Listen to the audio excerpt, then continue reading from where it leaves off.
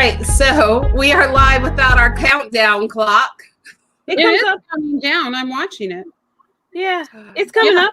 It is coming up. I don't see it. Maybe you don't see it because I saw it for a second. Yeah, I saw it.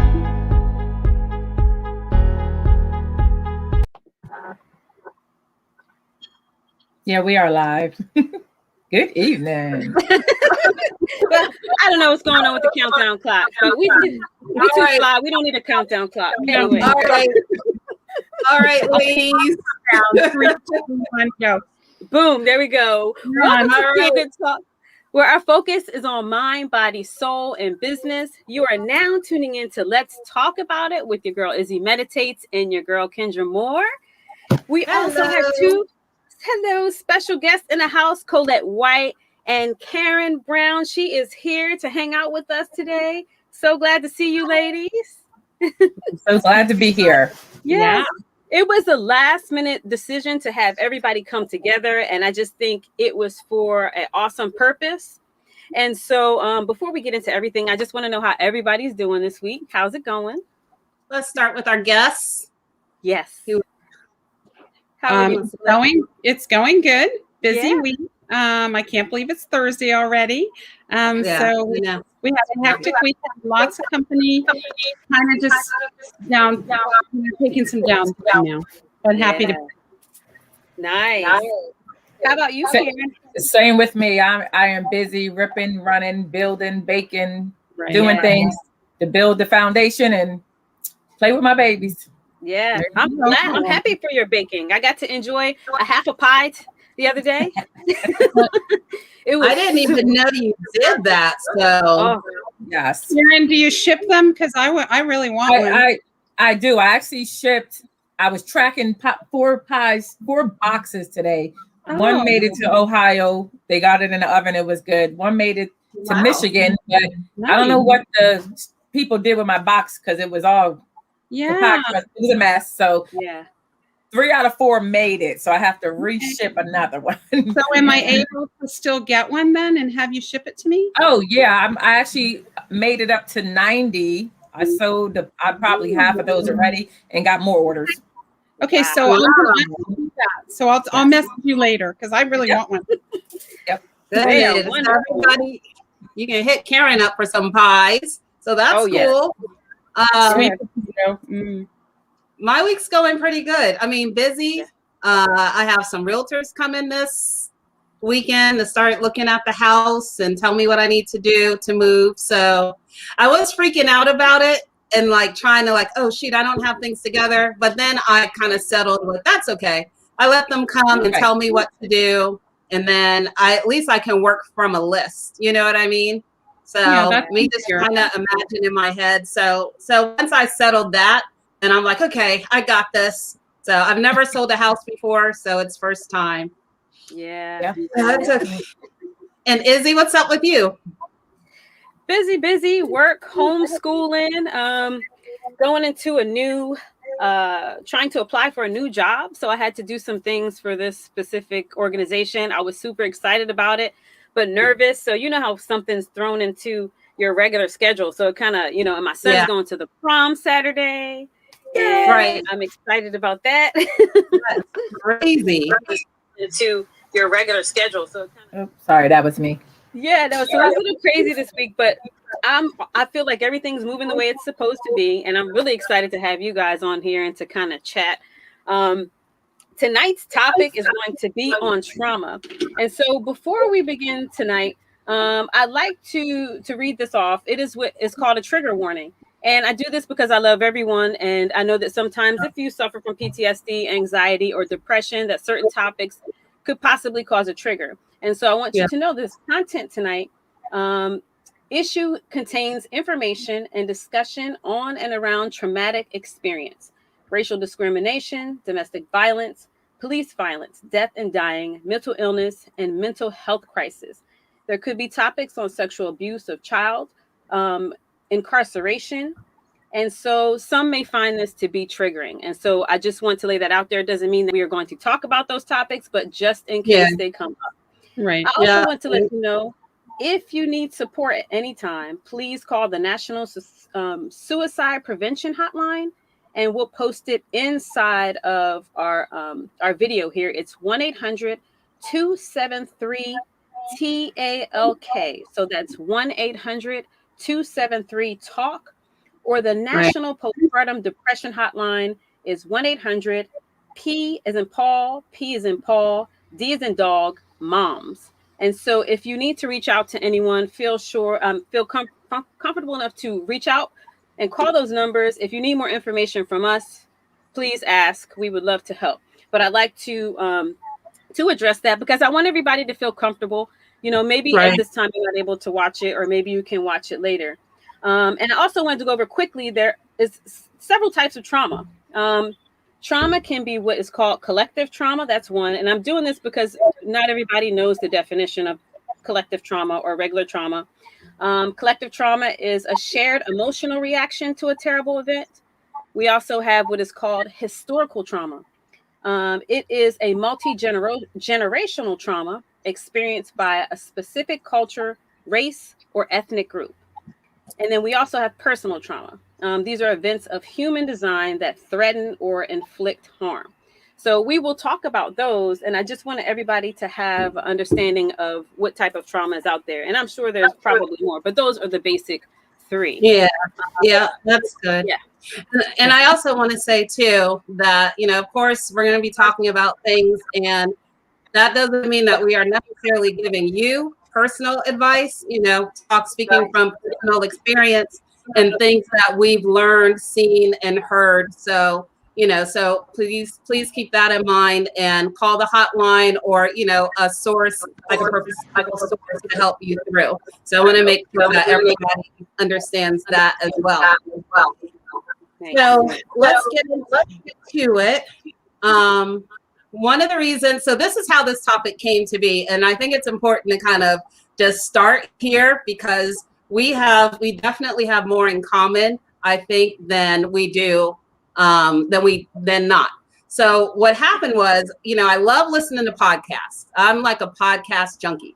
And so I was listening to this podcast about trauma, and it was really talking about from a collective trauma perspective and like historical trauma, and how a certain culture or race of people can basically experience trauma that their generations before them experienced, and how that carries through in us today, as well as how it shapes our behaviors and our beliefs. So I'm listening to this podcast, and you know, I just thought it was interesting.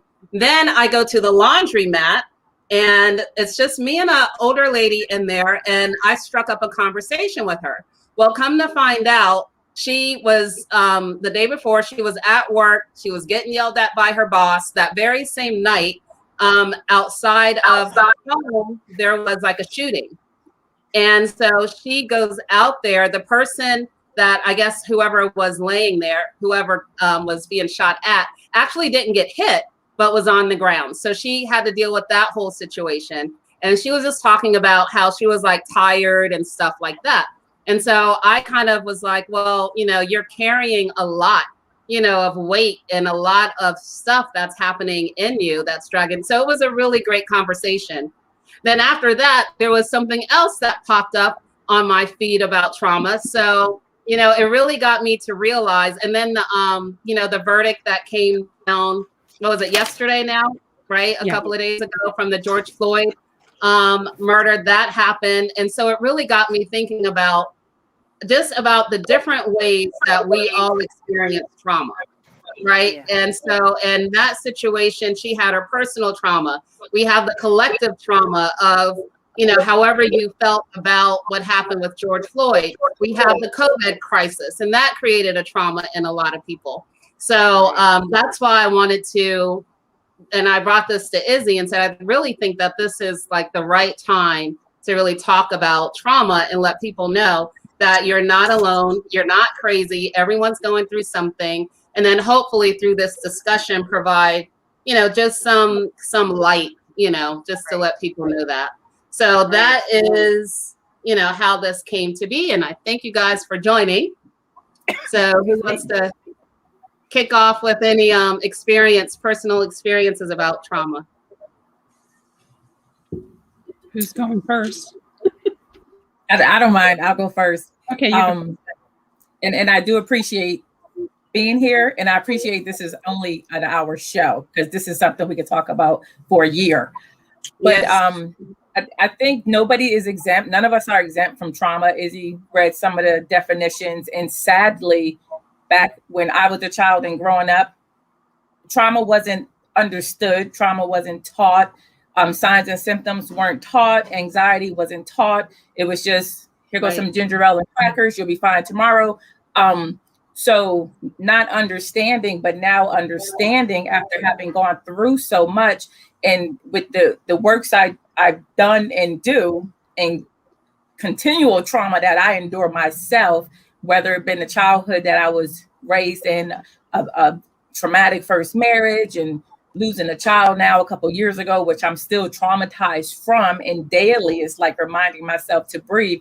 So what I did is, because I'm kind of like you, Kendra, I like the research, I like to watch, I like to listen, and I try to do that more than I talk sometimes, because you're surprised what you catch.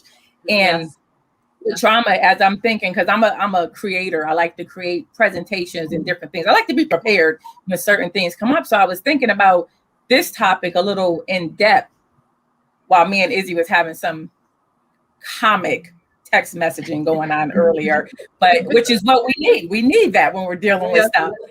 And what I thought about was the 3 T's, and they may not apply to anybody else, but they apply to my life as far as how I need to deal and cope. Because yes, trauma is broken out into a million puzzle pieces because everybody want to rename something. But when you look at the simplistic of the definition of trauma, which is deeply distressing or disturbing experience, we've all dealt with a deeply distressing or disturbing experience. So that was my first T. My second T was triggers, which is, we know that to be anything that might cause a person to recall a traumatic experience that they've had. I've been in a grocery store before and stopped dead frozen in the middle of an aisle because I smelled something that took me back to a room.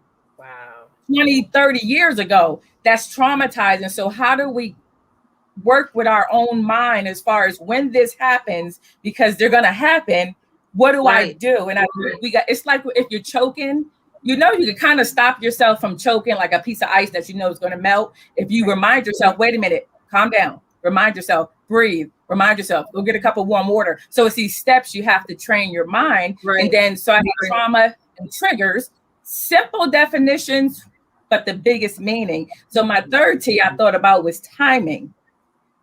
And so we know trauma and triggers go together. Timing does not go with trauma and triggers, because timing, to me, they don't get along. Because timing is a choice of judgment or control of when something should be done. Set our alarm clock when we should wake up in the morning. We know when we should go clock in at work. We know when we're off. I think we know when we're off more than when we should be somewhere, but we know when we're off. So it's like, how does Karen, after being traumatized with a traumatic childhood, after my mom was murdered, and I'm still trying to grasp it. People say, oh, you should be fine. You should be over it. No, there's those smells. There's those memories. There's the, song may come on that my dad played my favorite song, Minnie Riperton, Loving You, when I was little, like every night before I went to bed. I hear that song different than somebody else to hear it. So how does Karen deal with trauma? I remind myself of the 3 T's, and then I say, you got to keep breathing through it all, because anybody can go through it. And no matter where you are, a stranger is not going to understand why you're having a breakdown, why you're crying. They label you as, oh, she's just crazy. So with my thing, I just remember the 3 T's, and I remember, okay, you need to breathe through it. You made it this far. And then I try to push forward. Yeah. And Karen, some people don't even realize that they're experiencing trauma. Right. Because in our community, it's always taught, you suck it up. You cry, suck it up. What is trauma? Right. We're taught you're acting out, or you're going to be fine. Ain't nothing wrong with you. Right. Or, you could, that's nothing. You're not starving. You're not dead. You know what I mean? You remember those. Over your head. Right. Right. So we've been suppressing. I mean, I've suppressed that a lot. just trying to be strong and say, oh, well, if I show tears, or if I show that I'm upset, or if I show that I am experiencing trauma from whatever it is, then I'm not strong enough or tough enough. And, you feel like you have to let that go. So no, I completely get that. Yeah. You never really go ahead. You never get over trauma. You just have to learn how to deal with it. Like for me, Karen, I also lost my son, and that was so traumatic for me. But before my son, I lost my mother at a young age, and then I lost my sister first, and then my mother, and recently I lost my nephew. So the trauma is there, and it's there forever. And I think it's true, Izzy, what you said. We suck it up. Like I never even realized how traumatized I was, but my husband kept saying, Colette, you have so much trauma. You've got to get help. And, I went to just a very dark place, and I did finally get help. But we don't reach for help because we're taught to be strong. We're taught to do the ginger ale and crackers. We don't want people to judge us and label us because then you're in your mental health, so it's all very scary to even share it, so we do suck it up. And it's hard. And the triggers, they're horrible. There's no timing with the triggers. Like it can be perfectly okay 1 minute, and then the next minute you're totally having a breakdown. So, the thing for me that I do is I've learned how to manage it. I went to a very specific therapy for my trauma, which helped me so much. And the woman that helped me create a safe space for myself. So when I have anxiety or I feel the triggers, I go to that safe place, and that has really helped me the most. Yeah. So I think this is awesome that we talk about this, because honestly, I've just met Kendra, and I've known Karen, and I've known Colette for a long time, and I've not heard all of the stories of trauma until like recently. You know what I mean? So coming together and just thinking about the things that we are going through is great, and it'll help others as well.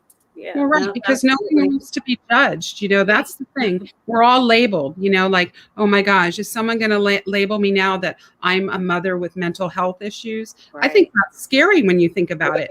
Yeah. I have other people's trauma. Right. So it's part of our society now, and it's scary. Yeah. It is. Let's go to some comments real quick. So we have a number of comments here. Charles Blakely's in the house. He said, good evening, ladies. Hello, Charles. How are you? Brian Nichols says hello. Hi, Brian. Diane Arvidsson says good evening. Good evening. How are you? Good to see you. Thank you for joining us. Yeah. And Karen, she gave us the number. Thank you. Karen, that's important. You thought she was commenting? Yes, we did. We can keep that up there. And then Charles Blakely says, what is that? Epigenics is what you're talking about, Kendra. Is that right? I'll have to look that up. I think he might be talking about when I was talking through like the generations. Yeah. You know what I mean? The generations of trauma. So, but you can explain it, Charles. That would be awesome. That's interesting. And then we have Miss Trippett says, hi, Kendra. Hi, thank you for joining. And Charles Blakely says, men are taught at an early age not to cry or show emotions. Yes, and women too. I think so, that women have a better network than men, because men don't really share their emotions. So I think, Charles, it's right. A lot of men don't have a place or a safe place to go to. Like, we talk to each other and we support each other, but I feel like men are kind of, not as much maybe today, but kind of taking a back seat. They're macho and they have to be strong for you. So I think it is harder on men. I don't think I've ever seen a lot of men in my life cry very much. Only at funerals or something like that, and they were really holding it in then. Yeah, I think they're programmed not to show emotions, but us women, we train ourselves not to show emotions at certain times, because we have to be strong when we have to be the caretaker. We have to make sure everybody else is fine. We'll take care of us later. We can make doctor appointments later. we don't have time because we got to make sure everybody else is okay. We got to make sure spouses are okay. We got to make sure children are okay. Then when grandkids come, oh no, I got to make sure I got to babysit. I got to do this. We got to make sure everybody's fine. And we're taking in that era where everybody was a boss. Like I was like, I'm a boss. I broke my leg. That's okay. I'm still a boss. I'm selling plexus. I'm doing this. Meanwhile, you see me walking downtown and I could barely walk, but I'm doing it. And I'm like, I'm still a boss. Exactly. I think we have to. And I think like with myself, people say to me now, I don't understand how you're doing as much as you're doing. But one of my coping mechanisms is staying busy to stay sane, And I think when I start to feel a certain way, it's like, okay, let me start baking. Let me write another book. Let me call somebody and see who I can help and how I can help. Because the more I help doing coaching and ministering and all that stuff, I'm getting that pressure is coming off my chest and I'm healing. I'm healing when I'm helping somebody else. That brings me peace. Yeah. And it's like, okay, Karen, you're going to be good if you keep doing this. And the blessing in disguise is I hear so many people say, oh, you are just like your mom. My mom was murdered when I was 6. And to hear somebody say you're just like her, where I'm learning she was like this, or, we ended up liking the favorite candy bar and, different things. Right. I have to remind myself those things when Karen needs a moment. Right. I always feel that way too, Karen. Like people will say, wow, how are you doing that? How are you getting through your day? And, I'm like you, I keep myself very busy because, some mornings wake up, most mornings actually, and I'm heavy hearted and I'm like thinking, wow, how am I going to get my kids through the day? How am I going to get through this day today? And I keep myself every morning. And what people don't realize is that we're still carrying all the pain. Right? But we have a brave face. But we're pretty, I'm very broken and people don't realize it about me because I'm strong. And Colette, what people don't know about myself and Colette, I didn't mean to interrupt you because I have chills right now because myself and Colette, we are emotional wrecks and people don't know me and Colette have a bond. If you ever see our post, hashtag mother to mother, I'm referencing her. She's referencing me. She sent me a beautiful ornament that stays out all year. I'm sorry. No, you go. No, right? I have your box right next to my bed. But it's that helping each other because we understand the pressure, of trauma and we're getting through it together. People see us laugh and smile and think you're okay. But like Colette say, it's like dragging out of bed, putting on a smile. And pushing. We have to push because she has other children. I have other children. She has a husband. We got family members that want to come around. So they need us. They need us.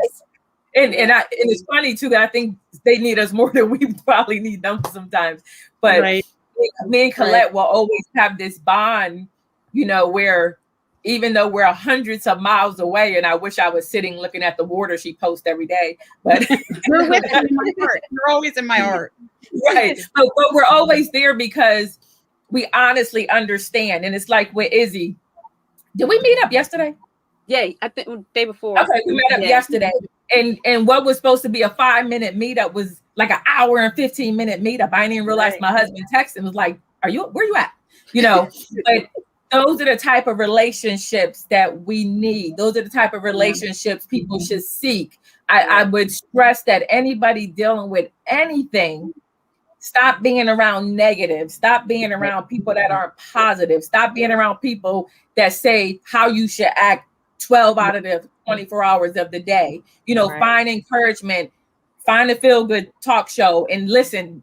They got a show on every 15 minutes. So listen to something. And what that does is help you, because if this show don't help you, I'm sure whatever's airing next, it may help you. So find what works for you and not the people around you necessarily. Yeah. And I think just bring up a couple of things. And one is there's an author. His name is Resmaa, Resmaa. I can't pronounce his last name, but it's Mina Kim, I think. Menakem. So he is the one that was talking about like the past trauma. And what was interesting that Karen, you said in terms of the way that when you Colette talking about triggers and stuff. One of the things that he was talking about, let's say, for example, that he used was like the collective trauma, right? So, for example, if you know, are a Black person, you might feel a certain way when you walk into a room thinking, okay, am I going to be judged? Is something getting ready to happen? You know what I mean? So what he said is the exercise that he walks people through is that you actually turn your body and your head and you look left, you turn your body and your head, you look the other direction, you take a deep breath, and it's almost like you're saying what you were saying, Karen. You have to really get your mind to realize, no, I am not in danger. No, I am in a safe place, you know, because if you don't take that moment to stop, you know, then, and this isn't to get into a race conversation, but it's just to give you an example, because on the other side, he was saying, if you are, you know, a white person and you're not used to being, you know, around, if you're uncomfortable being around Black people and you don't realize it, he was like, go to like a space where there are a lot of Black people and then pay attention to how your body feels, you know, in that moment, what you're thinking in that moment. And in both of those instances, you know, what he said was, then once you get home, go home and sit with it. You know what I mean? So one of the things that he said, which I think is true, is, well, I shouldn't say it made sense to me, but I will admittedly say that I haven't been through your circumstances or a lot of circumstances when it comes to trauma. But one thing that I feel, because I'm also a person that keeps myself busy, is that sometimes you just, you keep yourself busy, but then there are times where you do have to, you know, kind of sit with it and let those emotions come out. And I'm not talking about your two situations in particular, but just in general, even with the COVID stuff, right? Yeah. I mean, it's like we were all home working, kids, this and this and this. And for some people, it's like you really need to be silent and deal with, wow, like this is really happening right now. You know what I mean? Right. So, yeah, so I thought it was really interesting. And the other interesting thing that he said is that like trauma actually comes through like 14 generations, you know? So when you think about, you know, your ancestors, and it's just passing through, because if you're, let's say if I'm in a stressful situation, and we all know this scientifically, and you're pregnant, your cortisol levels are like pumping, that's getting into your baby, and then you're coming out feeling, you know what I mean? So anyway, so it's just, it's interesting, just the different ways that people experience and how you cope through it. Because I agree, sometimes you do have to just keep yourself busy. And then other times, and what he also said is that dealing with things always starts from a place of discomfort. Well, you know, so that's always the first step. And a lot of times we bristle when we come against discomfort and we're just like, oh no, but that's exactly that spot where you need to stop and think about it and understand, why am I having this reaction? You know, talk to yourself about it and then start the healing or the moving through, you know, from there. So I just thought it was interesting. It is. And something Karen said that I think is really important is, you know, when my son passed, it really opened my eyes to the people that I had to kind of clean out, because I had to surround myself with people like Karen, Izzy, yourself, Kendra, who support me and love me no matter what on my worst day. So, you know, that's really important to have some kind of support system. And especially with COVID, I mean, I was thinking today, if you're a person that doesn't have family, a spouse or a friend, and you're alone and you're going through something, that's got to be really difficult and scary. So the one thing I can say is you've really got to reach out to people, and you have to know you're not alone. I mean, I love that, you know, I've been blessed with so many beautiful friends. And like Karen said, we've supported each other from the get-go. And it's really helped me tremendously to know she's there. Izzy was there for me. And those are important things, to have that support system in place, because when you go through something traumatic, like the loss of your child, I don't know, sexual abuse, being in an abusive relationship, you have got to reach out to people. It is nothing that you can handle on your own. You have got to reach out, and you do have to talk about it. You do have to touch your emotions and feel the feels, because it's part of it. And we never know. Like, I mean, when I go through how we met, I met you first, Colette, and we created a bond. And I met Karen, but we saw each other. I think we were making like poster boards. What are those things we made? Oh, the dream boards. You were making dream board. So that was the only time I met you, because she was like super busy. So, but then on the side, Colette and I was always talking, and then I connected with you a little bit later. And so when Karen had, I'm going to cry. When Karen had lost her son, I immediately called Colette and I said, Colette, you have to get in touch with Karen. I was like, this is, you really need to talk to her.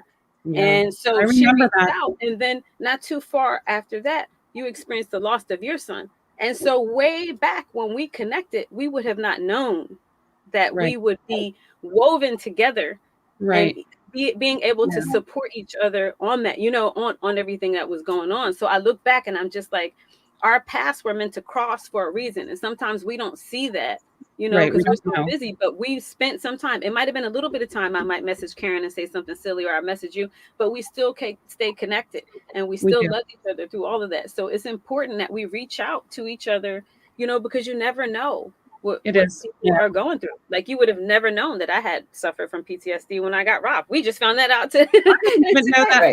Yeah. So tell us about that. Tell us about that, Izzy. Yeah. Oh, good. So like Karen, I keep busy, and I didn't realize that me keeping busy was suppressing those things in my younger years. So this is not the first time I had gotten robbed. I had got robbed in North Philadelphia, where someone just came up and they put a gun to my head and they were like, give me all your stuff. I was probably like 16 or 17. So, living in a community that there's a lot of violence, it's just like you brushed it off. I didn't go to counseling. I didn't talk about it. It was like, dude took my stuff and now I don't have it anymore. I need to be more careful. Don't walk in that area. And life goes on and goes on. And then I get to Virginia and I'm working at a Food Lion, and a guy comes up, third shift, puts the gun to my head, says, give me all the money. I couldn't get the cash register open fast enough. I panicked, and it set me off, and they put me on witness protection. So I'm like, what is this guy going to do? He put me on witness protection. And from that point, I suppressed it. Had 2 jobs, was in college, going to college full time, constantly going, achieving, trying to suppress all of this. And even up until COVID, I was still suppressing a lot of things that I had gone through. My way of suppressing it is getting a certificate or getting a degree. I've got all these things that I've achieved, and they make me feel good for a little bit, and then boom. So when I started mindfulness teaches you to be aware of your thoughts and feelings, whether they're good or bad. And so as I'm sitting there, feelings are starting to come through and they're starting to flow, and I'm realizing, oh, wow, I was robbed. This is horrible. And sometimes I would have like little panic attacks if I was out at night, or I'd see, feeling uncomfortable in certain situations. But through mindfulness meditation, I realized that I can see these feelings, be aware of them, and it's okay to cry. It's okay to be afraid. It's okay to get help. I literally went to one of my meditation teachers and I said, hey, some of this meditation is not working for me. What do you think? I felt like if I went to go see a therapist, I was selling out to being a meditation teacher. And she was like, no, that's not true. You have to go and get additional help if you need additional help. So I was just like suppressing all that. And then now I'm at a point where I realize it's okay to cry. It's okay to tell people that you've been through this. It doesn't make you weak because you let somebody rob you. It doesn't make you weak if you go crying to a therapist or your friends. And I'm in such a better place now to just let those emotions fly and come as they are and deal with them at that moment instead of trying to do something extra to kind of like push them away. Yeah. But that's I just wanted to say real quick, you said something that really stood out to me when you were talking about getting robbed in Philadelphia. Then you went on to say, then I learned, okay, I shouldn't have been walking in that area. I need to pay more attention. And it's like, I think a lot of people who go through a traumatic event, it's like you internalize that like that was your fault. You know what I mean? Like, I should have been here and I should have done this. And in reality, you didn't, it was not your fault. And I think a lot of maybe not all, but in a lot of, I think of people who are, molested or physically abused or, these types of traumatic situations where the first thing we do is kind of turn inward. And I'm thinking that's because, we have control of ourselves. So we end up blaming ourselves, like we should have known better. So I just thought that was interesting train of thought. Yeah, I was like, my parents said I shouldn't be out at night. I shouldn't have been out at night. It was like 11.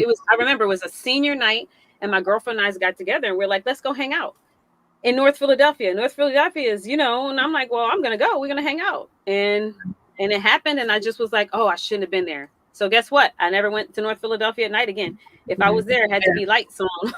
Yeah. And that's like, and Izzy, another thing you said too. You said, with the cash register, you said you let him rob you. He was going to rob whoever was at the store at that day or that time. So it's not you letting him. You was just at that place at that time. Yeah. So and what I've learned growing up and what I had to grow up with up until now, because we're still growing up no matter how old we are, is that I twisted it around, and I have to make people say, oh, you make light of things. I said, no, I have to make sense of what's happening to me and what continues to happen. Somebody made a comment to me and was like, man, why does these type of things keep happening to you and your siblings? And, like cousins are thinking, wow, why do they got to keep going through the same stuff? And then this lady I know, a work person, and that was in another office, she messaged me one night and was like, I just don't understand how God continues to allow all this trauma to happen to one person or one family. And I said, at that moment, I couldn't answer how I wanted to answer because I'm human and I get upset like everybody else. And I'm mad at God some days like everybody else. I want to cuss like everybody else. So I was like, okay, husband, you handle this one, because I can't, because the mindset I was at was that I'm not ready. But I like what Izzy said when she said that she got in touch with, you said the head meditator, person, teacher, whatever, and you learn how to deal with it at that time. And I think what we all have to do when we're dealing with trauma is pull back and deal with it at that time. I love that businesses are starting to add in mental health days. I was strong enough over the last 2 years when I decided to go back to work because I thought I was going to lose my mind at home, that when I realized work outside wasn't for me because other people weren't compassionate, caring, or could care less about what you've been through or still going through, that I said, this is not the vibe for me. I need continual peace. So it's like understanding your peace and what you're going to allow. And like Izzy said, deal with the stuff right away. If you're in a situation, say, I'm sorry, I got to leave. I got to do this, or I can't go to this dinner, or I can't be there, because we got to understand what works for us, not just physically, but mentally and emotionally and spiritually. And all that is going to help us with whatever trauma we're dealing with. Right. It's better to deal with it in the beginning, because like now I'm finding out like all of these things, like after that robbery was, what happened after that? September 11th happened. And I worked near the Pentagon and I saw all that. You got to realize I'm moving to a new community with no friends, no family. And then the sniper had shot someone across the street from my job. Boy, and then it was like all these things scary. Piling up and piling up and piling up. And then by that time I had kids. Yeah. And now all this stuff is coming to head. And it's just like, oh my gosh, especially when COVID came. And for COVID, the hard part for me was that there was COVID, and then there was injustice and racial things going on. And it was like, boom, boom. As soon as I had got a breather, pulled my head up above the water, something else would happen. And all I could think about was not myself, but my kids. Like, how am I going to explain this to my children? Like, how can I tell them they're not going to be able to go out? And, and we were getting over that. And it was like, how am I going to tell them that this poor man was killed and it wasn't fair? And I can't hide this. Back in the day, we hid this stuff from our families. They cut the news off. We didn't watch it. Now all the kids have cell phones and all that. They see everything. And what you said is that you said, 9/11 happened. You started having kids. COVID hit. Injustice hit. And but we have to remember, injustice has always been around. COVID is. I always say things right now in my life are bittersweet. COVID is bittersweet. Right. COVID is, on the same token, a horrible thing. But on the other side of the street, it's a blessing in disguise for some. Right. You know, people understanding and learning who they are. People, you know, rebuilding relationships or getting out of relationships they realize they shouldn't be in. And also the injustices were able to be at a higher level because we were stuck on social media every day. No matter if you was working, people are watching movies, there are all the Zoom stuff. So now it's like it was thrown in our face when a couple years ago, oh, I don't want to watch the news, I'm tired of hearing that stuff. Right. So everything was brought to light, I believe, the way it should be. I don't want to keep accepting all the bad things, but since I do read the Bible and I understand the word, I know there's nothing new under the sun. My middle name is not special. Things are going to happen to me too, but I have to take it with, okay, what are you training and equipping me for? Right. You know, what is my purpose? And if I keep thinking that way, I deal with the trauma a little bit better each and every day. Am I going to have my breakdowns every freaking day? Do I crawl out of bed, Colette? I probably took a shower at 12 today because it was like, okay, let me just read it. Let me just pull it together. You know, and those triggers come. Somebody's working on my logo for the ES3 Foundation. I have highlights, like Colette said. I'm having an awesome day. You know, things are going good. I'm getting projects done. Boom. I get an email or text message. What's the first thing I see? My son's face in the creation of a logo. And then it's like, you know, good afternoon, Miss Karen. Do you like this one? And I'm like, whew. Yeah. And I think that thing that Kendra said about how we always say, like Izzy said, you know, I shouldn't walk there at night. We do blame ourselves. Like I know, like with my son, it was different because he had an addiction, but some of the hard parts of the trauma for me were trying not to blame myself. Like, could I have done more than I did? Did I hard love him too much when he might have needed a little more support? Or did I do it wrong? You know, you know, just a little, his story is he was in an accident when he was younger and he was put on pain meds by doctors. And he was only 14 years old. And so I questioned that. And the doctor said, don't worry about it. And that's where his addiction started. And so there's always that little voice in the back of my head. Did I do that right? Is it my fault? You know, could I have saved him? And that's hard on a mother. I mean, it's just an awful, awful feeling because now, you know, as we know, we have the trauma and the pain of missing them every day. And that's just our reality, and it's hard. So it is. To add that real quick for comments because we got a lot of comments backed up here. I didn't want to break in the conversation because the conversation was flowing. So let's start here. Charles Brakely says people can feel your energy. So if you are uncomfortable, they will pick it up. That's true. That's very true.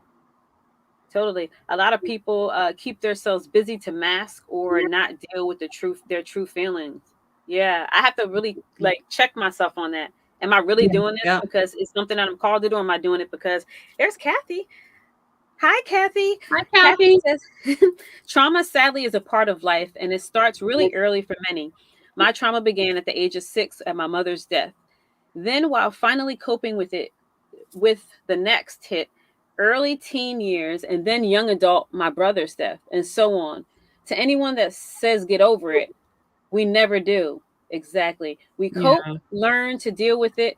Deal with it if it doesn't take over your mind. We teach and speak others to help them. This is a great thing you all are doing. Oh, we love you. Yeah, it's true. I watched the special and the gentleman had lost his brother and they were super tight. And he told people to stop telling him to get over it. He's never going to get over it. Every day he deals with it. When Christmas comes, he misses him. When he has a kid, he misses his brother. He wish he was there to see his kids grow. He cannot get over death or anything that's grief or trauma.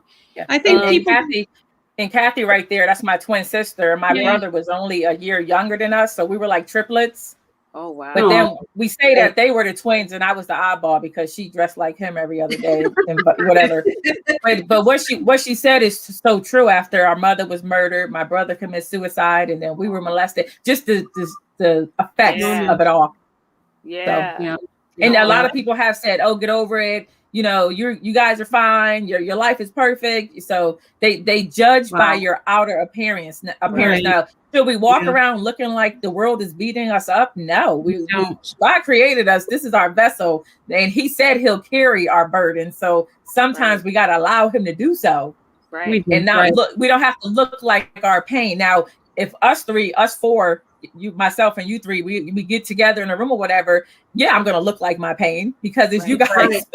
Right. Trusting relationship. Yeah. Exactly.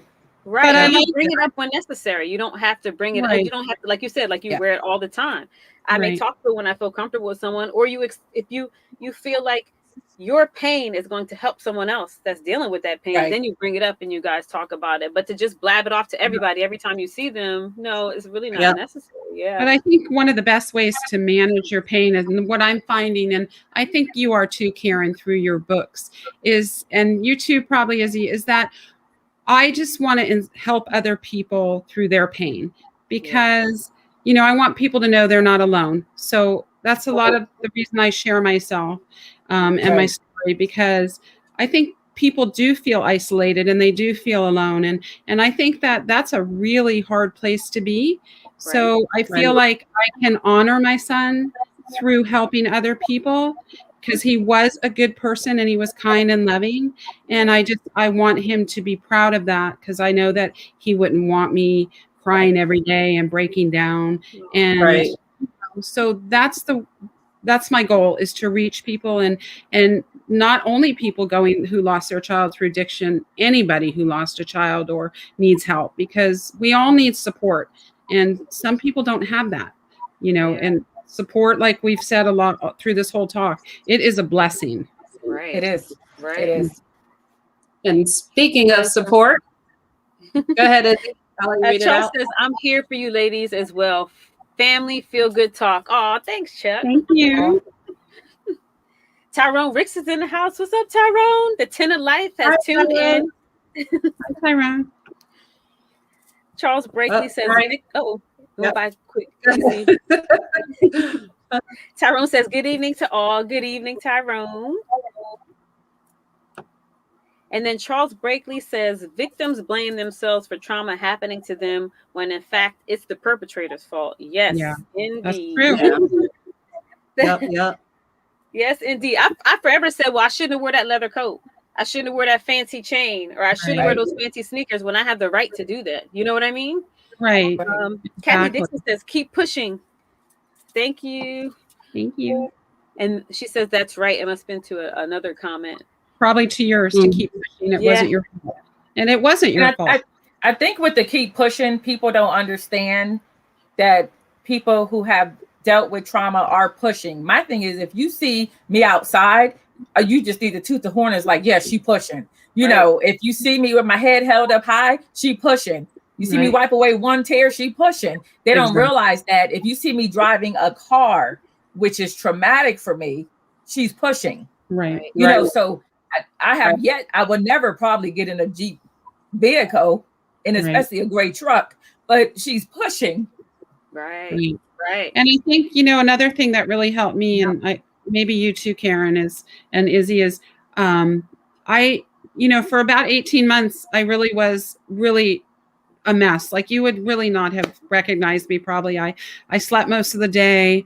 My husband held the load in the house, which I know was hard on him because my family was suffering too from the loss. And, but what I started doing was every day I set small goals for myself. And I mean small, like getting up, taking a shower, doing a load of laundry. And so every day I pushed myself harder and I set more goals for myself. And that did help me, because it got me back, into some routines. That was going to be my next question. And then we could start with Kendra. If maybe, I don't know if you've experienced any type of trauma. Yeah. Have you, Kendra? How do you deal? Yeah, I mean, you guys were dealing with your trauma. I have not personally that stands out. I mean, maybe like little stuff, but nothing big. But what I have gone through is my son actually had like a PTSD. We were walking, where we used to live, we were walking down like a park path. And all of a sudden, it was not even like close. Well, maybe it was close to 4th of July or something like that. Yeah, because it was the summer. All these fireworks started going off. And I don't know if it was like kids waiting intentionally for someone to walk by and then light fireworks. And at this time, he was probably like 5, 6 or something. Oh, wow. Scary. It traumatized him to the point where he didn't want to go out at night. Yeah. Any loud headphones and any loud noises, he like jumped. And when we did go out in the daytime, he ended up coping by wearing these headphones. Oh, like big phones that not for music, but you know, like when you see people like professional landscapers and they have those headphones on. Yeah. You know what I mean? So it was that, and then I mean anything he would like freak out, and I couldn't process because again, what was said earlier, we haven't been taught about to recognize what trauma is really. Right. And right to the point where I was like, man, I think I'm going to have to use my like EAP and get him some counseling. But right before I did that, and I'm not saying this was the right thing to do, but you guys, especially Izzy, know how I am. I got to the point where one day I made the decision. I was like, no more. I was like, we're going outside. You're not gonna have these headphones on, and we're just gonna start like Colette said, we started like little. You know, it's not like I took them to the mall where it's all noisy. You know what I mean? But I was like, okay, we're gonna like walk to the car and we're gonna walk down the street. Okay, now we're gonna do this and we're gonna do this. And so I just kind of like we are going to do this. And I think for me, again, not that it was probably the right thing to do would be get them counseling and stuff. But as a mom, I was just so frustrated. And I was like, I'm not going to allow you to grow up in this type of bondage. Right. So thank God, you know, that, you know, we were able to make it past, and now he's fine. We go to fireworks stuff and, you know, all this stuff. But, so that I think as a mom was very concerning, because you don't know, like, well, how long is this going to last? Or, you know, what's going to be the effects, or yada, yada. And one day I was just like, I'm done. Like, no, we're not doing this. Right. So, I mean, but that was the only, you know, that was the thing. And that's very traumatic for a child. I mean, most people would be like, get over it. It's just some firecrackers. No. I mean, you don't know what's going on in his head. He's probably thinking it was gunshot. He could have thought it was anything. And for him to, you know, so any loud sounds is going to trigger that for him. That is very traumatizing for a child, especially his age.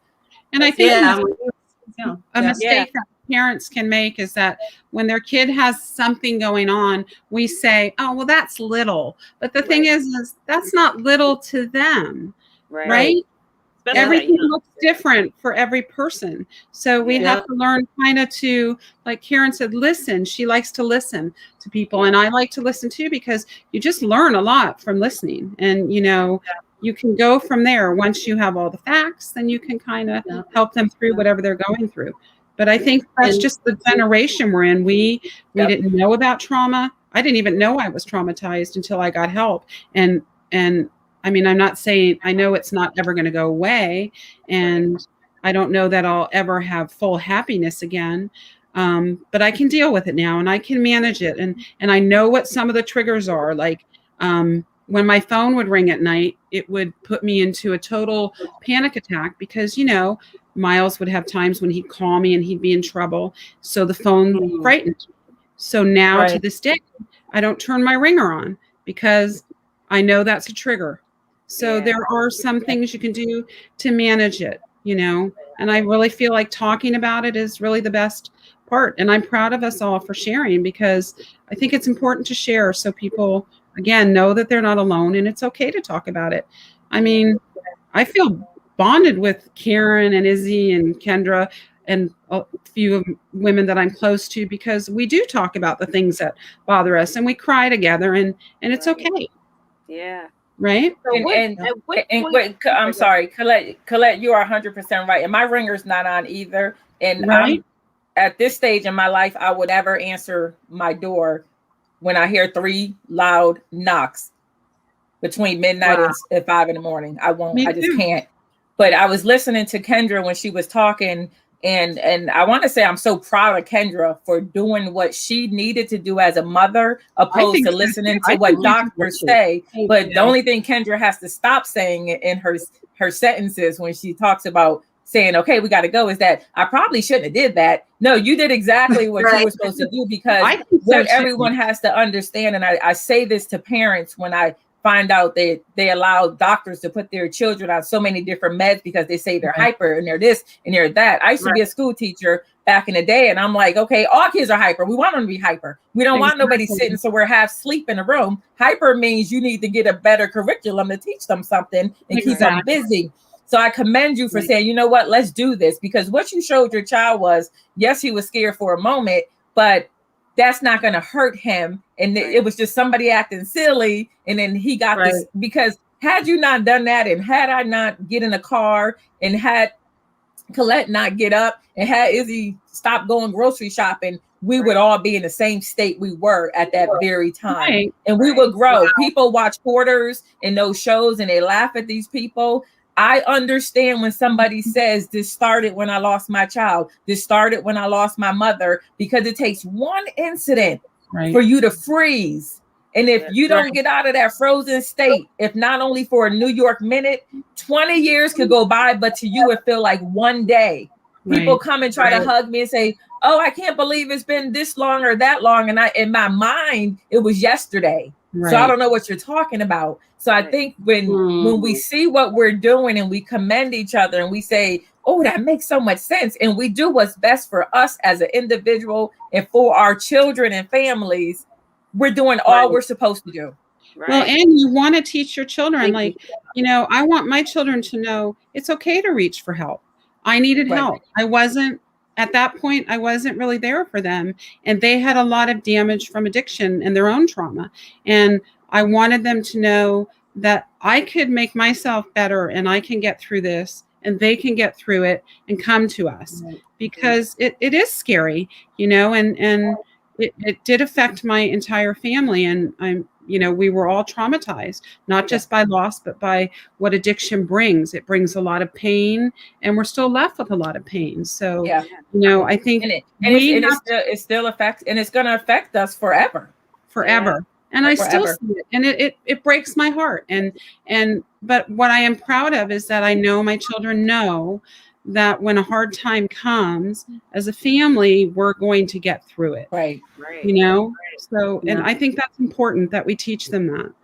Because I know that my parents did the best they could, but they taught me to be so strong that it took me a long time to get help, to say, I need help, because that's a weakness when we were growing up. Love on that person. You know what I mean? Like, I loved on you guys. Sometimes I would say, Colette, come on, let's go to lunch. And we would plan to go to lunch, and then she'd be like, Izzy, I can't do it today. And I never was like, oh, well, she's not listening to me or anything. I said, she needs more time. It'll happen in that time. And then little by little, we would open up and we would talk a little bit more, to be understanding and to not take it personal, and just love on that person and let them be who they are in that moment. Let them deal with it. Because it wasn't personal. It was just a lot of people will bad day, right? It was a bad day. We'll take it personal. So let me ask you, how did you guys, when did you know that you were just like, okay, I'm ready to talk to people now. I'm ready to write my book now. I'm ready to come on this podcast now. When did you come up and say, hey, I'm ready to share this? I want to help other people. So I guess we can start with Karen, if you want to. Well, I think I was created to help people. So I've been helping people since I was a child. Because after I lost my mom and the different things I had to deal with, I had to grow up fast. Yeah. So I was that teenager that babysat the neighborhood kids on New Year's Eve so everybody can go out. I always had somebody's child. So I was always helping. My book, I actually started writing over 24 years ago. So that was always coming. Mm-hmm. And it's always timing. And the fourth book I have coming out should have been to my publisher in December, but I've learned I can't put stipulations on myself, because what I'm writing is hard.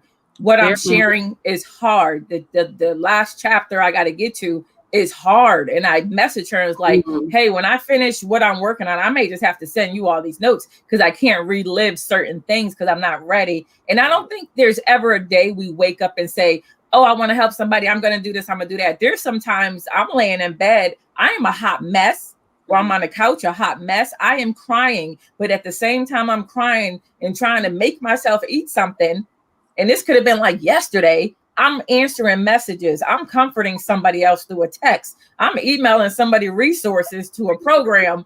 I just have to do it, because if I don't do it and keep going day by day, step by step, breath by breath, I'm going to stop. And then it's going to be like, well, where is she? I'll be that one renting a log cabin somewhere. Y'all may see a book come out every 2 years, but you'll never see my face again, because it's that easy to fall in that dark hole.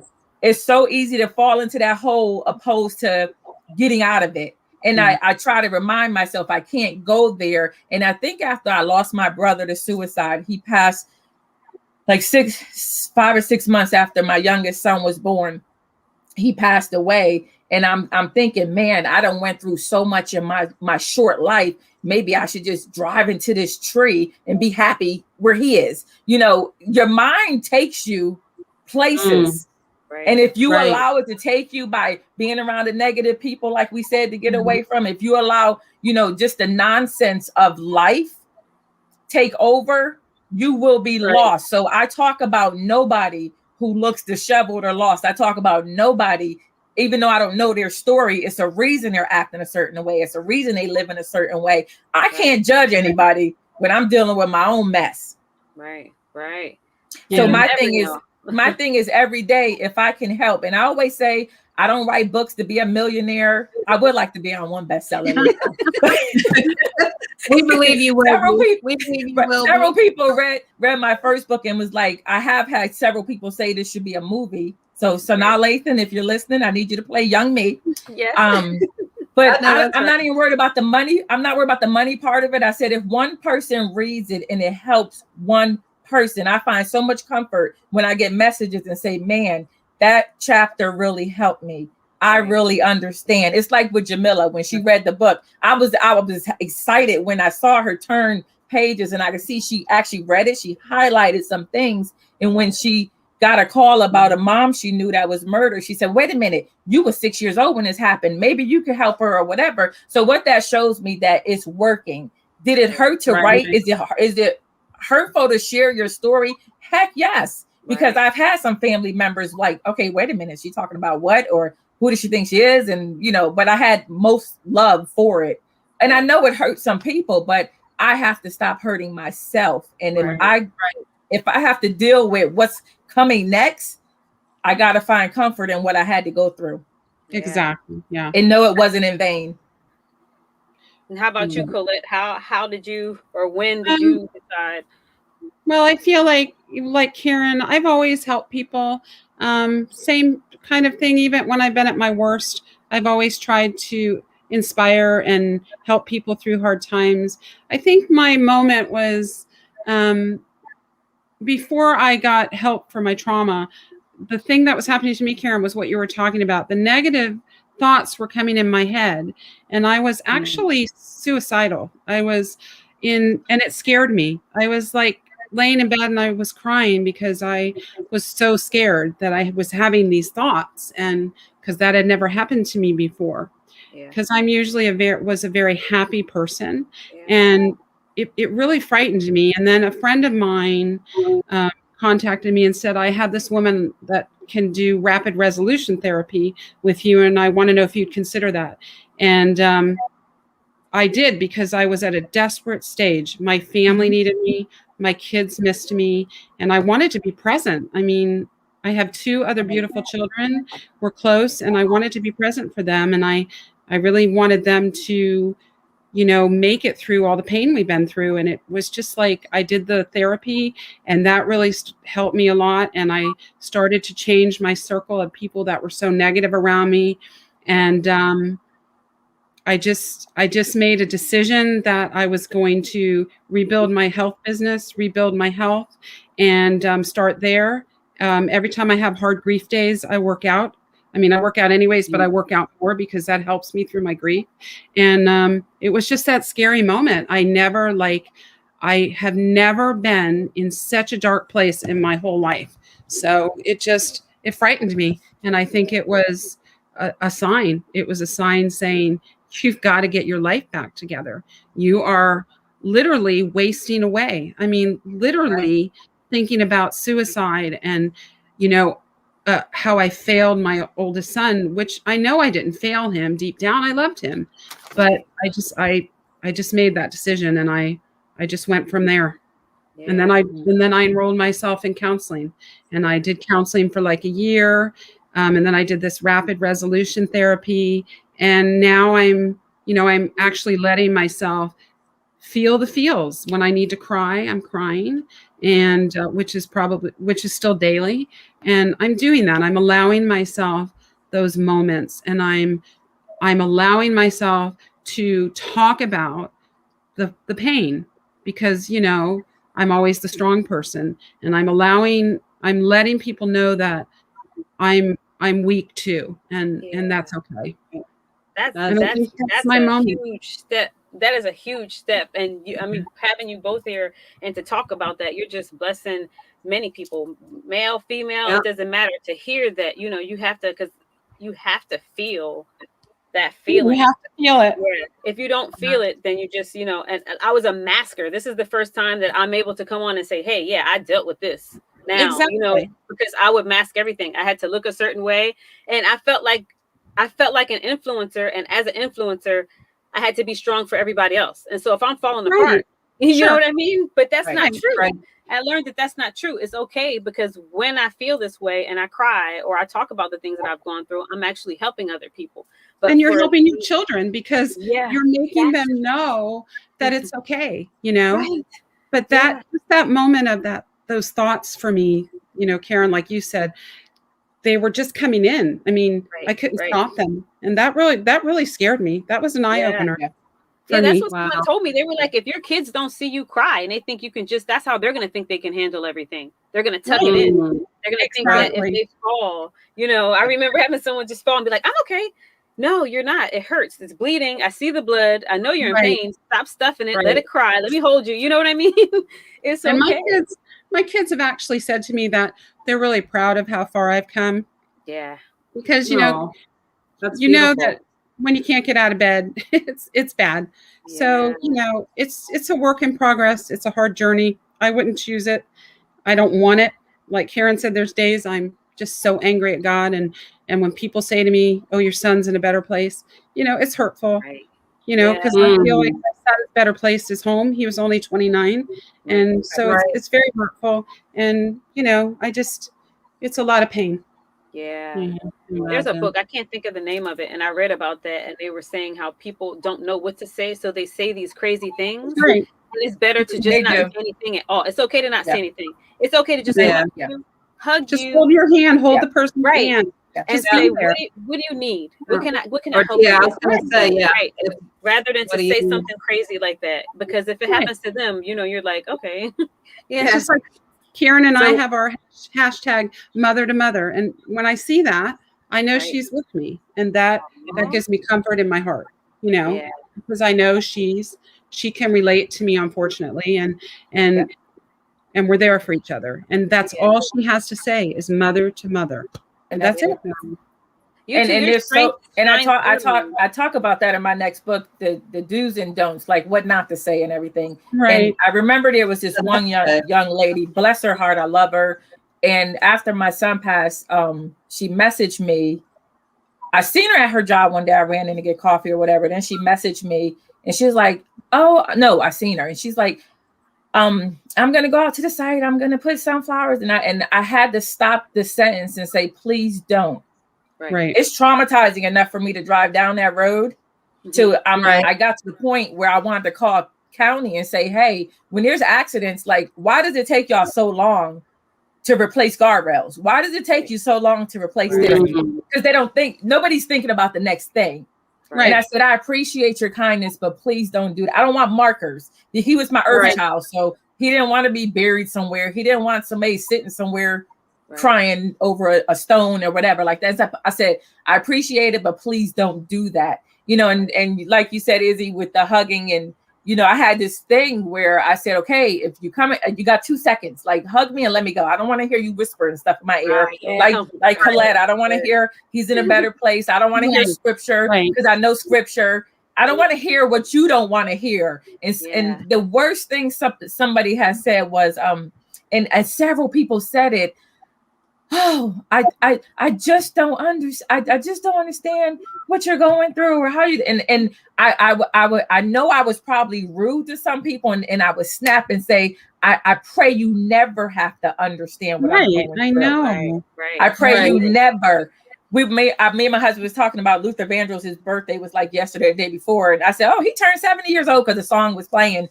And he was like, wow, he was young when he passed. I said, yes. And sadly, when he passed, I believe he was the last child of his mother who passed, and his mother was still alive. So that's haunting, you know, because now I grew up, my mother was gone. So I didn't grow up normal, whatever normal is, where I, you know, the parents passed first and the grandparents passed. We were used to older people because everybody over 40 was old when we was little. So we was used to the old people passing. It was normal and we got over it. We went and played. We didn't think about it no more. We didn't celebrate birthdays the way we did after somebody's gone. We didn't let balloons. They were gone, you know, and I grew up with my mother's gone. So there's that me, my father's going to be gone next. And then my brother passed. So then my young mind is like, okay, I lost a mother. I lost a brother. So now am I going to lose a child? I knew it was coming. I knew it was coming because that was the order. Yeah. Oh, wow. And that thing too, Karen, you know, it's like, how much pain can one family take? You know, I'm not even over my son and my nephew dies. You know? And it's like, why? There's just no reason. I mean, it just seems so cruel and unfair. And it makes me angry. You know, it makes me angry. You know, there's a saying, and I know I don't know the exact words for it, but they say when you can talk about it, there's a healing. And I can feel, like, I've known you guys for a long time. I can see the healing in you, Colette, and I can see the healing in you, Karen. So that's just, I mean, for you to just come out and to talk about it and to, you know, to educate people about everything that you've gone through is a blessing. Think about how many people this will reach, how many people will share this. This is something that you can pull up and say, hey, you know what? I did a talk and this is what we talked about. You know, I can't talk to you right now, but guess what? I'm going to send you this copy of this link and you can check this out even on your bad days. So this is just, you know, it came together for a reason. And, you know, I thank goodness for Kendra, because Kendra came out and was like, let's do this. And she was like, ask Karen. And I said, well, Karen over there baking 90 pies. I don't know if she got time. I'm going to ask her anyway. I always got time. So let's go to some few comments real quick, just because they've been sitting for a little while. So, let's see if I can pronounce her first name. I think did it come up? Is it Lakia Milbourne? Nice to meet you. Thanks for joining us. She says hello, everyone. Feel free to correct us if we said your name wrong. So I know, right? Trust me. You can correct us. Kathy Dixon says, Colette and Victor White, you are amazing. The more you help others and continue your tasks, the more breathing will feel easier. Yes. Oh, thank you, Kathy. Love you just like I love your sister. Oh. Kathy Dixon says, Izzy, keep living. Another's wrongdoing is not your fault. I was robbed when I was in Connecticut while my ex-husband and I were asleep. Oh my goodness, that would just be, and that even took the house phone that was plugged next to my bed. That was horrifying. Whoa. Yes. Oh my goodness. Yeah. I can't. Yeah. And then it's Kathy says, continue. And I know when I was robbed, it wasn't my fault. And it wasn't. My thing is like, pull up to my house and you're not supposed to be parked there. I'm like the FBI. I'm out. I'm looking. I got 5. I'm looking through like, what are you parking there for? Who are you? I've even like followed cars and been like, why? They're weird. Diane Arvison says, I would like to hug all of you. Aw, you give us an air hug. Yeah. Thank you. Well, Karen, where can she find your books? Yeah, they're everywhere. If she wants an autograph book, she can message me on Facebook, or my email is kydbrown@yahoo.com. I can sign, ship, give her all the information. Yeah, Diana, I'll just message you with Karen's information, and you can go from there. Thank you. Kathy Dixon says people need to be quiet. I don't know why, when they don't want, if they don't know what to say, and that is true. Yeah, your entire dynamic changes when your mother dies. When you're so young, you never know what you would have been, what it would have been, and to not have that chance to take your own roads. Yeah, we went from a calm road to a mixed up highway. Yeah, that's hard. Yeah. It's hard without your mother. I know, my mother was my best friend, and it's just hard. Yeah. Kathy Dixon also says your entire dynamic. Oh, that's the same one. Okay. Yep.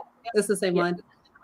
So one of the things that I wanted to say is, man, I learned like a whole lot, because even talking about what not to say. So Karen, when that book comes out, because a lot of times you don't know what to say, right? Me speaking from someone who hasn't been through, a huge traumatic experience, but knowing people that have, and it's kind of like you want to, what's the right thing to say. The other thing that came to my mind, Colette, when you were talking, which was an eye-opener to me, is, we were talking about, and Karen, you said too, when you look at people and judging them. And I'm thinking through now, even like Colette, you always post like a lot of pictures of your family. You talk about you're doing this for your family, the things that you do and stuff like that. And now I have like greater insight into understanding where that's coming from. You know what I mean? Because people can look at that, and you know how judgy people, why is she always posting about her family? Why is she this, you know what I mean? Like people are always like, well, why is she doing this? And, all that stuff. But, you don't know what people have gone through that makes them appreciate the things that you probably are taking for granted in your own household. Right. Exactly. I think that's true. And we don't know people. Like, I always say, don't judge people, because you just don't know. I mean, you don't know what the woman in the grocery store behind you is going through. We don't know anything about anyone, and we certainly shouldn't be judging anybody. Life is hard enough. Yeah. We need to be. Everybody has a story. I've Exactly. talking to people, and I kind of just see them a certain way and how they look and how they're dressed, and then they come up and tell me like, "Dude, I've been through this and this," and I'm like, "What?" Like I would have never. And I come out and I say, I would have never known. You never come across that way, or you've never talked about it. But there are people that are going through some crazy things that are hurtful and stressful, and you just never. And it's every day. And if you're not going through it yourself, your child is going through it, your aunt's going through it, your sister's going through it, somebody's going through it. And I wasn't going to talk about any of my books or anything on here, but I will say this: my wonderful publisher, Julia Royston, she had myself and some other ladies on a show last year, I believe it was, for us to talk about our grief and how we're surviving and how we're thriving. And that's how the little book came about. This one, Surviving and Thriving. Elgina in the Gray, it was her idea to do a book where it could be sitting at like funeral homes. It could be sitting at ICU units, like somewhere for somebody to read and see. Because we all say, why me? We all go through that stage of, why does this keep happening to just me? So we all share some stories within this book of how we are surviving and thriving daily. So we're telling our stories, surviving and thriving. And it was so hard. One of my daughter-in-law, she read my draft part before I sent it in, and she's crying, and she said, "How do you write this stuff?" And I said, I have to write it, so I'm not sitting crying for 23 hours a day. I got to get it out. But and I think it's important for all of us to know, no matter what race we are, no matter what language we speak, no matter what country we're from, nobody is exempt from the hurt. Nobody's exempt from the trauma. We all are trying to survive and thrive. We know we was born into sin, and we know we was born into hurt, and a lot of behavior is learned, and addictions happen sometimes because of doctors.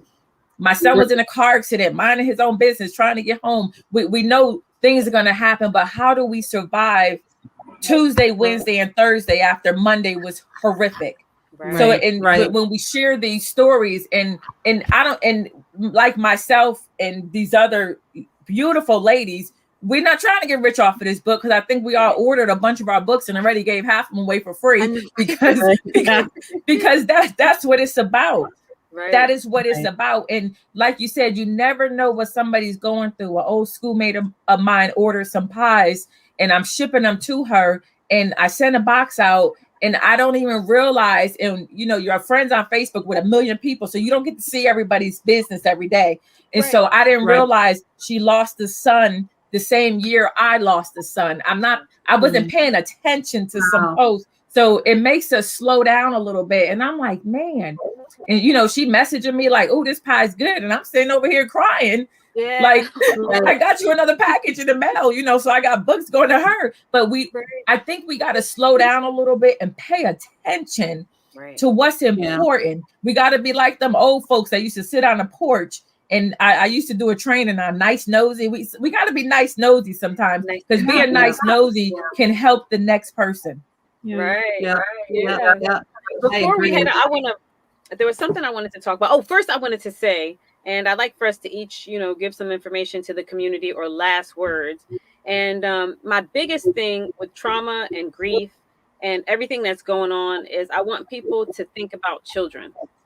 We think a lot about adults, and we just kind of exclude kids, and we're like, they don't have traumatic experiences, or they don't have grief, and they just express it in a different way. And as soon as COVID and everything happened, I could only think about children, and I could think about kids being home and their parents not being patient with them or not really understanding, or if they were in an abusive situation and their escape was school, now they don't have school anymore, and it was constantly on my mind. So I think that we should also think about helping our children with trauma, whether it's family members or friends or a child that you may know, and to look into that and see how you can help with that. It's really important.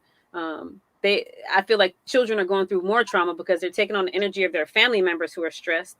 They're dealing with the stress of not being in school, not being around their friends. They're, secluded from everything. And this is just like a tough time for them as well. So do you guys have anything that you like to leave with the community, with our community? Last thoughts, inspirational words, quotes? Well, my thing that I would say to you again is, if you're going through something, please reach out to someone and talk to them. If you're nervous about getting help because you have trauma, don't be ashamed of it. Don't wait, get help. And pay attention to your loved ones, and including your children. Just pay attention to people and do what Karen said, listen better and be more aware, because I think it's true what you said, Izzy. Everybody's going through hard times, and a lot of times, we're wrapped up in our own hard time or our busy lives, and we don't realize. But we need to pay more attention. We need to have empathy, and we need to help each other. And we need just to be there for everyone, no matter what your color is, your race, anything. Just be kind and help people up. That's what I can say to you. Yeah. So true. Karen? I always drift towards children. My husband used to say, I'm going to get hurt being in everybody's business in the grocery stores, because I'll stop and ask questions. But I created this training once a while back called Through the Eyes of a Child. Whether it was an abused child or a child that had went through something in the past. And I always say, pay attention to the children's eyes. So take school pictures. People always send school pictures. Or if you look on Facebook, put your hand over the face like this. Pay attention to the eyes. We all smile because they say cheese. They say stay watermelon. They say all these words. So you're smiling, but the eyes aren't. And what I would encourage people to do now, since the world is slowly opening up, if you was the babysitter and you had an inkling that something was wrong in the household, if you are that grandparent that's able to take the child for 2 or 3 days or to the park or do different things, get back into the doors, get back into the life. If you are working in social services and those files was closed, but you had an inkling that something was wrong, go with that feeling. We have to stop where we don't go with the feeling. When that gut, we all do plexus. So when that gut starts to tell you something, we need to go with it, because the children, and I've said this before, the child cannot get upset at 2:00 in the morning with what they're dealing with and pack a bag and leave, when they're 6 or 7 years old. If they're 8 years old and they start wetting the bed because now we're stuck in the house with COVID, why? I do know a lot of children will start wetting the bed that are starting to be abused, that have never been abused before. So there's a whole lot of different things we got to pay attention to. But I would say this, if you are in any authority form figure in anybody's life, I need you to use those credentials. I don't hang up. I remember when I say one day, I don't have stuff hanging behind me except a clock, because time is important. I don't have to worry about certificates hanging behind me because that doesn't matter. We got to pay attention to the babies, because then when they do run away at 12, 13, and 14, because they can't cope anymore, now we want to label them as juvenile delinquents because we didn't deal with the root of the issue. So pay attention. We all laughed and looked on social media with all the funny jokes and different things happening with schools, with the Zoom calls. Read into those Zoom calls. We got FBI looking up a whole bunch of other things. Pay attention to what's going on in them households when you hear somebody cussing somebody out when a first grader is trying to do their work. So that's where it's a Zoom world. It's a social media world. So now we need to utilize that as well. But we got to pay attention to what the kids are saying and not be scared to act on it. I have said this time in and time out. I do not care who do not like me when I say something referencing a child. I don't care if you don't want to be around me. I don't care if you think I'm stuck up or I know everything, but I'm trying to help that little voice that can't say what they're crying out to say. Pay attention to if they're gaining weight, losing weight, don't want to play. There was a homicide suicide here in Culpeper. Colette, you might have still been here when that happened. It was a father. He killed the wife or fiance. Then he killed, I think it was 3 daughters. And then he killed himself. So I ended up going to the church and did a presentation on trauma with the children. And it was a beautiful thing to be able, one, to go in there and talk. But when you start to hear what some of the children was saying, it went all around the corner from the main issue, because they're dealing with so much more. So I think we need to pay attention. We're learning what to do as grown-ups, because we grow and learn every day, but us grown-ups need to sprinkle it on those babies. We need to be their voice. We really do. So, be their voice. It's important. Totally agree with that. Before I give my final words, let's hit these last few comments. Kathy Dixon says, my favorite emoji for all of you. Take a moment and laugh. That is her favorite. Kathy, you don't know how much we laugh in those DMs and those private messages and what goes on. I know, that's right. That is very true. Very true. Miss Milborn says, when going through something, you're then able to help someone else that's going through the same thing. It's so true. That's right. And I've learned that recently. Yeah. Jean Kelly says, awesome show, ladies. Thanks for sharing. Great information, and may God bless you. Oh, thanks, Jean Kelly. Thank you. Thank you so much. Thank you. So that's a good way to end. My thing, what I would say to people is to have grace, when it comes to other people. And, like we said, don't immediately judge. If you don't know what to say, like we said earlier, just say, I'm here. That's because, and also realize that it's not about you, right? Yeah. So you're not the person that's going through. It's really not about you. You're probably the last person on, this person's mind. So, just us giving each other grace and really connecting with people. And I think, too, Izzy and I connected, and it was just, we connected immediately. Some relationships take time to nurture. And I think you have to put that time in to nurture these relationships, because you never know when something's going to happen to you, to them, or, when you're going to be called upon to be there for each other. So, those are the things that I, have picked up for myself through this conversation. And I thank you, ladies, for joining. It was a last minute for you guys to join, and you both answered the call, as we say. And I really honestly feel like this was everything we do here at Feel Good Talk was intentional, but I feel like this is really special and will definitely reach those who really need to be reached at this time and touch them in a certain way.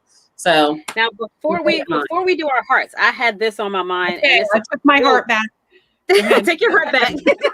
I'm going to try to read this, and it's very short, but it's very powerful. And it says, you can recover from all that has happened to you.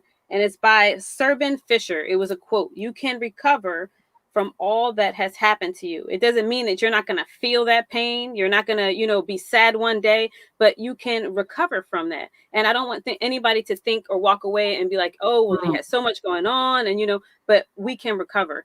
That we can recover from the things that have caused us pain, that have caused our family members pain. And I just wanted to leave that last thought with you guys before I do my heart that I've been practicing.